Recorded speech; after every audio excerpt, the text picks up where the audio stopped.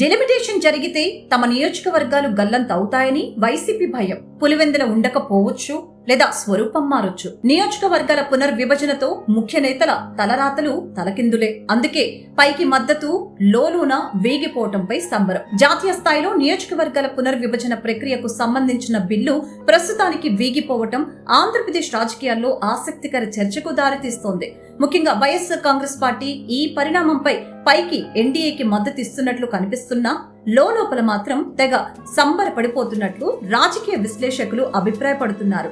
నియోజకవర్గాల పునర్విభజన జరిగితే ఆంధ్రప్రదేశ్లో అసెంబ్లీ స్థానాల సంఖ్య 175 నుంచి 225కు పెరుగుతుంది.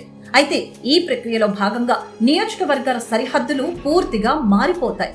ముఖ్యంగా పులివెందుల, రాయచోటి, తంబళ్లపల్లి, పుంగనూరు వంటి కీలక నియోజకవర్గాలు పునర్విభజనలో గల్లంతవుతాయని లేదా వాటి స్వరూపం మారిపోతుందనే ప్రచారం జోరుగా సాగుతుంది.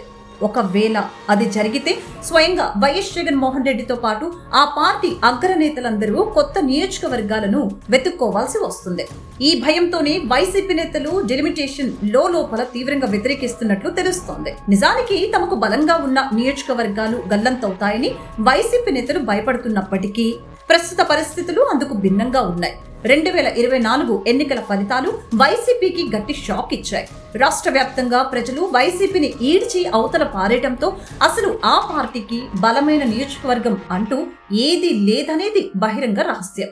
ప్రజల్లో ఆదరణ లేని సమయంలో నియోజకవర్గాల మార్పు జరిగితే అది రాజకీయంగా మరింత ఇబ్బందికరంగా మారుతుందని భావించే వైసీపీ నేతలు ఇప్పుడు బిల్లు ఆగిపోవడంతో బిందాస్గా ఊపిరి పీల్చుకుంటున్నారు. కేంద్ర ప్రభుత్వంపై గౌరవంతో బిల్లుకు మద్దతిస్తున్నట్లు నటించిన వైసీపీ వాస్తవానికి తన ఉనికిని కాపాడుకోవటానికి ఈ పరిణామాలను ఆహ్వానిస్తోంది. ఒకవైపు మహిళా రిజర్వేషన్ల గురించి మాట్లాడుతూనే మరొక వైపు డిలిమిటేషన్ ఆగిపోయినందుకు సంబరాలు చేసుకుంటుందని విమర్శలు వినిపిస్తున్నాయి. మొత్తం మీద ఈ బిల్లు ప్రస్తుతానికి నిలిచిపోవటం వైసీపీ ముఖ్య నేతలకు ఒక రకమైన రాజకీయ ప్రాణవాయువులా పనిచేసిందని చెప్పవచ్చు.